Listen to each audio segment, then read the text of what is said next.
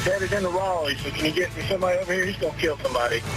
Right now at 11, newly released 911 calls painting a better picture of what happened moments before a Wake County teacher was killed in a deadly crash.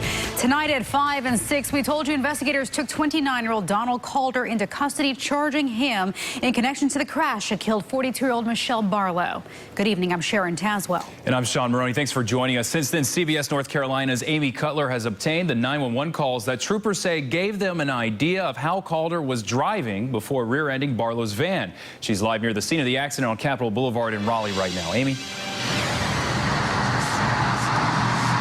Well, Sean, neighbors say Barlow's family is in Virginia tonight for a memorial service for Michelle. That is where she is from.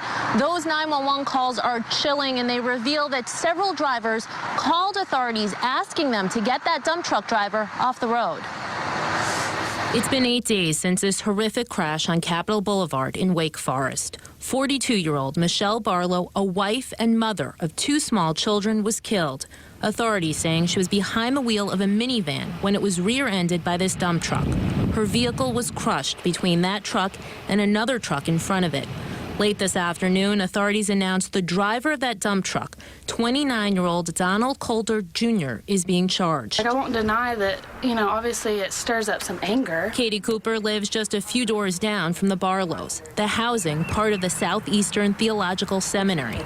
Michelle's husband is a student here. She was just so full of life, and it was just very apparent that she didn't live for herself, but she lived for Jesus. We're also learning more about the hours leading up to that fatal crash. CBS North Carolina obtaining 911 calls that reveal at least 3 drivers reported that dump truck and that authorities had at least 2 hours to track it down. I'm on I-40 following what appears to be a drunk driver who's crossing in all kinds of lanes in a work truck. He has run off the road probably a dozen times the last 3 miles. You got to get somebody over here before you hit somebody. State Highway Patrol confirming the call started when that truck was in Durham, then Cary, and finally in Raleigh. Yeah, he's headed into Raleigh, so can you get me somebody over here? He's going to kill somebody. State Highway Patrol explaining that in the entire county at that time, they only had 8 troopers. They tell me they just don't have the resources to respond to every reckless driving call. And they reminded me that Calder was a moving target, making him much harder to stop. He's running people off the road, young black male. I've already given the license plate number a few times. I'm a good bit in front of him now.